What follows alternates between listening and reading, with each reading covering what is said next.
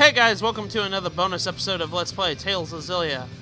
In the last bonus episode, we started our trek here through the Magna Zero dungeon. Magna Zero only unlocks when we have the golden key after we beat the game. And this is a very hard dungeon. We got to the very end of it. We got to the save point right before the end of this labyrinth that we had to go through. But as of right now, I went through it off screen. I went through it again off screen because I'm going to tell you right now, you need to be in the upward 70s in order to take on this fight seriously. This fight is really hard. And honestly, I would suggest going through it again because, well, you get more materials at doing it this way. And you can actually level up your shop levels as high as you can get it before you go ahead and take on this boss that we're about ready to fight. Because this boss is the hardest boss in the entire game. He's even harder than Gaius and Muse. Gaius and Muse are the final bosses, and he's still harder than them. But anyways, my armor shop is at level 96. And we've got the best armor that I can get for Jude right now, which is the Lightning Guard. And that's pretty much it. That's why I went through here. I would honestly suggest you not go through Magna Zero only one time. Go through it a couple times to get the materials you can get, so that way you can go ahead and, max out your shop levels a little bit. This is very important because you have to have the best gear in order to at least survive somewhat to this fight, because this fight can get rather tedious after a while, and you'll see exactly why. But anyways, I got my armor to pretty much the highest I can get it. I've got my weapons to max I can get it, and that's pretty much it. When you get to Burmian Gorge, this is the last room. And I just want to kind of give you guys one last look at my gear and how I set my character up for this fight. I have the best weapons I can buy in the shop, equipped to all my characters. One for Alvin, one for Leia, one for Jude, and one for Elise and Mila and Rowan. And I got the best, armor that I can possibly get for them too. It's not max level yet, so I don't have all the stuff, but I've got pretty much a good portion of it. And this is pretty much about as high as I'm going to get it. So that's pretty much that in a nutshell. And Persian boots all around. Persian boots help a lot. But if you come here through the last portal right here,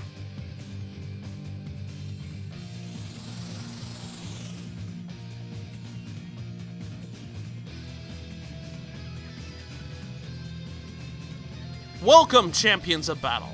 You have done well to make it this far. Who are you? Even I no longer know who I am. After tens of thousands of years, my name has ceased to be relevant. You lived for that long? My identity is no significance. I desire but one thing. A battle without end. I probably don't have much right to complain, but I don't want to be friends with this guy. There is no need to resist me, for you and I already are one. What does that mean? Those Lilium orbs you wear at the very roots that sustain me. A few thousand years ago, I spread them throughout the world to learn more about how humans fight. No way! You're the source of the Lilium orbs?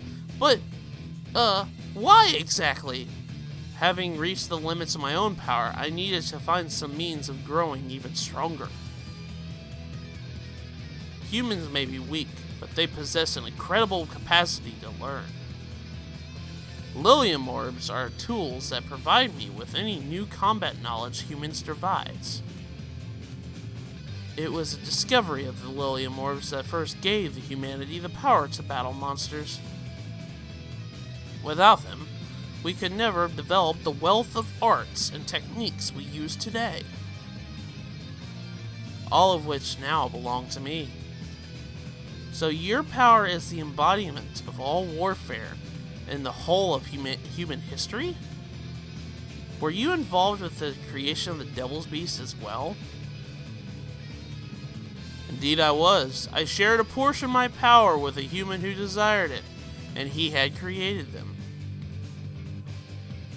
I would have been happy to have grown strong enough to pose me, or so strong that humanity would need to develop new tactics to defeat them. I never expected humans to defeat them directly, but it was a most pleasant surprise when you did. The reason you unleashed them upon the world? Why do you want to fight so badly?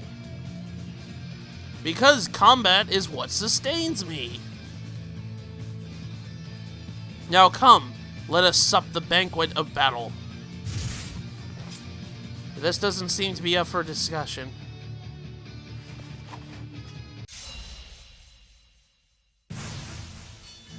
You ready? Always. Seriously, where do you guys get the energy to fight something like this? And yet, you're here as well. You're right. The things I get dragged into. This is the hardest optional boss in the entire game. This is the Golden Mage Knight. He is level 80, and he has no weakness. And he is very strong. This is the Golden Mage Knight Mercenary. Keep that in mind. I'm gonna tell you right now, do not take this guy on any more or less than mid-level 7. This guy is probably, like, when I first played this game, oh, this is the new Mystic card.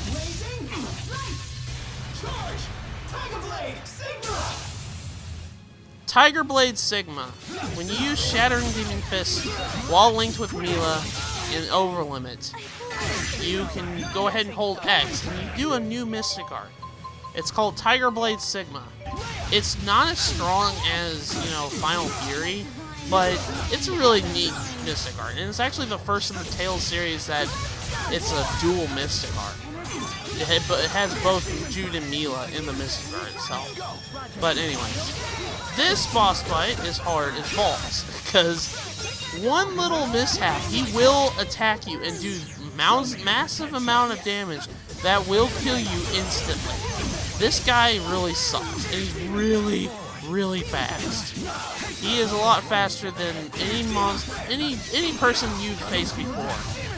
Now, I mentioned before, if you looked at his title of his character portrait, it said Golden Mage Knight Mercenary. He is copying Alvin at the moment. He's using all of Alvin's arts and everything. He mentioned in that cutscene that he is the very embodiment soul of the Lilium Orbs.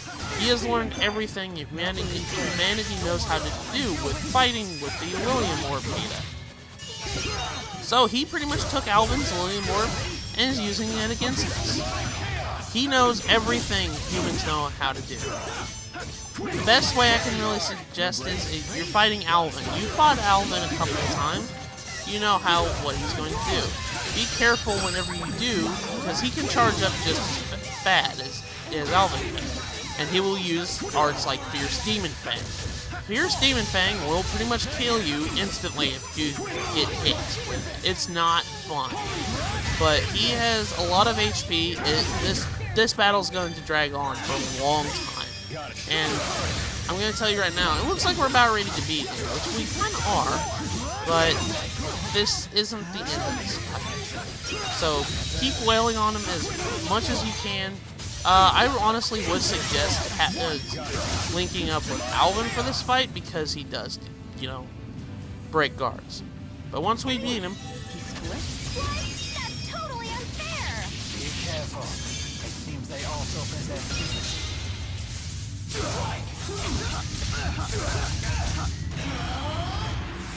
Final Fury! As if he wasn't difficult enough already. And once we beat the mercenary Golden Mage Knight, he splits into two.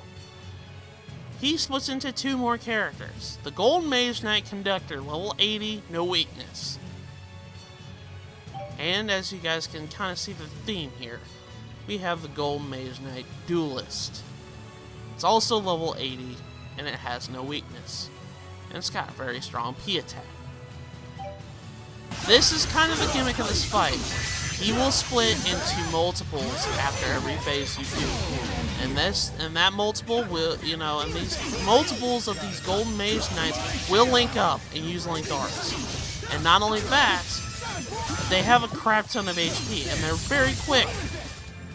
For this set of 2 right now, I would honestly suggest taking out the Conductor first. He is copying Rowan. Rowan is using Rowan uses a lot of strong arts. He does too. If he uses Grave on you, it pretty much kills you instantly. You kind of see it. Every time I go near him, he will use Grave, and it will, pretty much kill me instantly.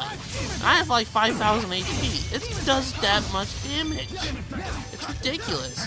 But honestly, like I said before, it's really suggested you probably should link up with Alvin. Alvin really does make it a little bit easier because he guards a lot. That's another thing that this Golden Mage Knight does. It does guard a lot. So you want to be able to break it with Alvin's break ability. That's pretty much it. I use Shattering Demon Fist because it does kind of stun it in the air and causes him to, get away. Just fly up in the air a little bit. Putting into it. One thing you will run into, if you gang up on one of them, the other one will come over and try to defend you, kind of fend you off of him.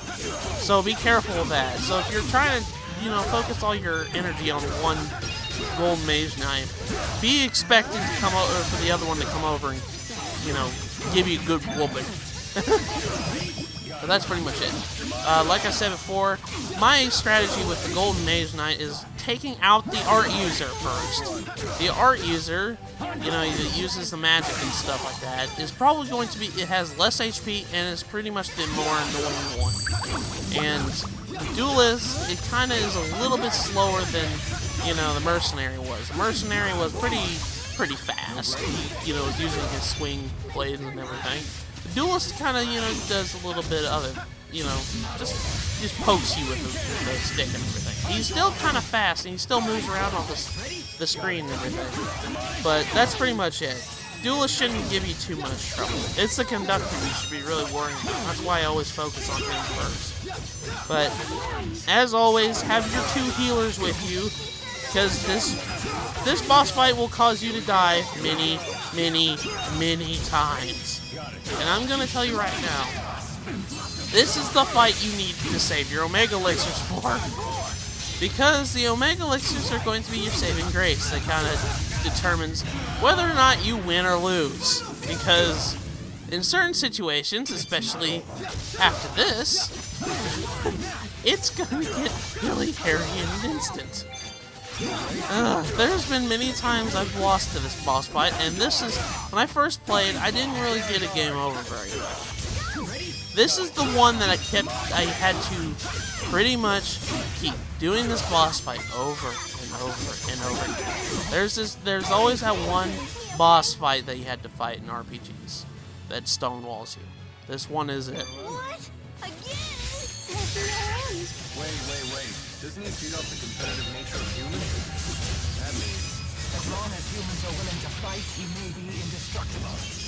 Then how do we win? We'll find a way. That's right. No matter how many times he splits, we'll keep cutting him down. And after you beat both the Duelist and the Conductor, it splits into 3 characters. The first one is the Golden Mage Knight Scholar, level 80. No weakness. It's copying Jude's abilities. The next one is the Golden Mage Knight Creator, level 80. No weakness. It's copying Mila's arts. And then the last one is the Golden Mage Knight Puppeteer, level 80, no weakness. And it's copying Elise's. This is where all of the gloves have officially been thrown on the floor way off for the past 2 minutes. This is where it gets really, really, really hairy in the instant. My best advice for this is to go after the Puppeteer first. Get rid of Elise's copy. Because that one has the least HP, and not only that, that's the one that causes status ailments. That's the one that will cause massive amount of art damage to you while you're trying to take care of the Creator and the Scholar, which are, mainly physical attackers. This one's going to be the one that's the most annoying. So it's best to take out the puppeteer first. And it also uses Grave and stuff like that. It'll come over while you're attacking everything, and it will use Grave, and it will kill you instantly. I don't know what is with this, but Grave pretty much kills anything instantly. Ugh. But anyways, like I said before, this boss fight can get really, really tough. And this is like the first in this game. When I was playing this, this is the first time in the game where I was officially stonewalled for a good 2 hours trying to beat this guy when I first played. Granted, I didn't use the strategies like I told you before, which is like going through Magna Zero a couple times and leveling up a few times. Like, getting to the mid-70s, close to his level, because I fought him, late 60s. That's when I first fought him, and that didn't really help at all. So you need to be close to his level, using all his skills that he had, and all this other stuff. Now, one thing I didn't do in this fight, and I should have done, is there's a skill that you can equip on all your characters called Recall. What Recall does, it has a percentage chance of automatically reviving you whenever you get KO'd. Equip this for this fight, because you're going to be KO'd a lot. I just got KO'd just now. But it's very, very important to go ahead and, have this on. Don't do what I did and just go into this fight balls bustingly hard right now. Because I made this fight incredibly a lot more difficult than it needed to be. But as you guys can see, Sunburst is on the field. Mila's copy is going to be using Sunburst a lot. But we've almost beaten the puppeteer. I'm seriously going to be getting into the corner and just dying. Literally, that's all that this fight ends up. If you go after one of them, the other two will automatically go after you and just make you put an end to you very fast. Like, I'm just dying very quickly. Having Elise and Leia on healing duty only is a must. If you have to, before you go into the fight, make sure Elise and Leia are on heal only. Make sure that their computer is only on to being able to heal whenever they can. But we've defeated the puppeteer. The next one I would suggest doing is pretty much the creator. The creator is a little bit weaker.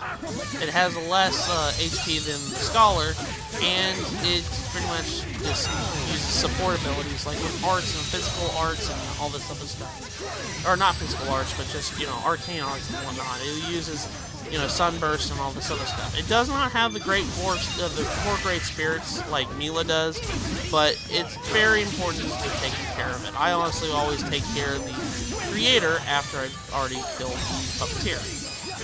Now, it can link up too. It'll use linked arts that you and Jude and Mila will use, like, Final Gale and whatnot. Be careful of this. One thing I am very thankful for about this boss fight does not have Mystic Arts. Oh boy, I would be hating myself the next day tomorrow if every form of this guy has a new Mystic Art. They could have been real pain in the butt by doing so. But yeah, I always go after the creator after I've, killed the puppeteer. But this is the Golden Mage Knight. This is the hardest boss fight in the game. It's so hard, you actually get a trophy for killing him. Whenever you beat this mission, whenever you beat this side quest with the Golden Mage Knight, you do get the world's greatest warrior trophy on the PS3. You do get a trophy for beating this guy. This guy is worth a trophy. If you have any sort of incentive of beating this, other than unlocking the true ability of your Devil's Arms, this is it. So, that's it. Now I'm just going ahead and just wailing on him. I always have Alvin on Link if I can. Be sure one thing you need to make sure of is this boss fight does cause status ailments a lot. If you're seeing a enemy use a skill that will use a status to inflict a status ailment, I would go ahead and just, turn it, like, unlink real quick, because you can do that. So that way your link partner doesn't get that status effect. I know it's kind of hard to think that quickly with reaction time, but that's one way I can really basically it. We've almost killed the creator. So just a few more. Tipo Squash, that takes care of that. And all that's left is the Scholar. Let's go ahead and beat the ever-living piss out of him, because at this point, this fight's got a lot easier now, and you're not dealing with 3 monsters that you wanted. I think the fact of the matter is that there were so many of them, it got really hairy really quick. It's better, it gets significantly a lot easier if you just, attack one, focus all your energy on one until it dies, and then just keep rinse, repeat until, all of them are gone. Once there's only one left, it gets significantly a lot easier.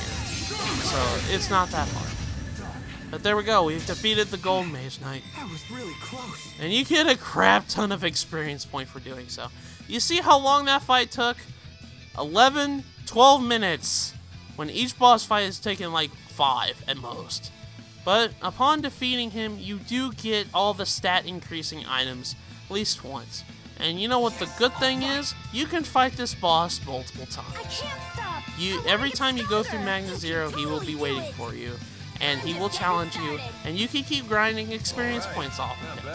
You can keep grinding off stat increasing items, and it's just all good. This boss fight's actually worth refighting over and over again.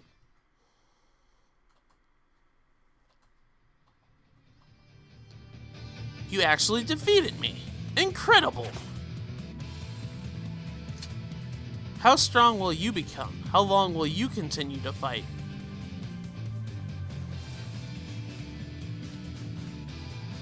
For as long as we need to. Ha ha ha! A fine answer. Then I shall give you the power you'll need. The time has come to lift the seal on the Devil's arms.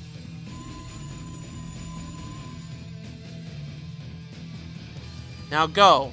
Go and wield this infinite power. Fight for all eternity. Ha ha ha ha ha ha! So, did we beat him? I wonder, he didn't seem so broken up about it. I'm in shock. I can't believe our Lilium Orbs were just tools to serve him. It makes quite a bit of sense when you think about Lilium Orbs, how long it inspired men to fight and learn.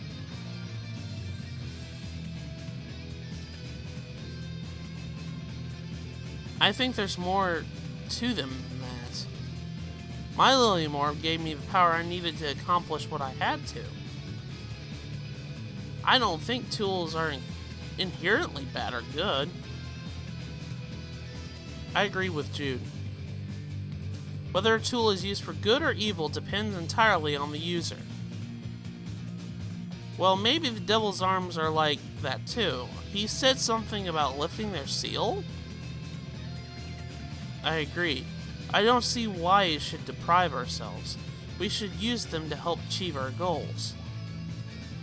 Yeah, Jude's right. That's all well and good, but how about what do we do if Firehead comes back stronger than ever? Simple. We defeat him again.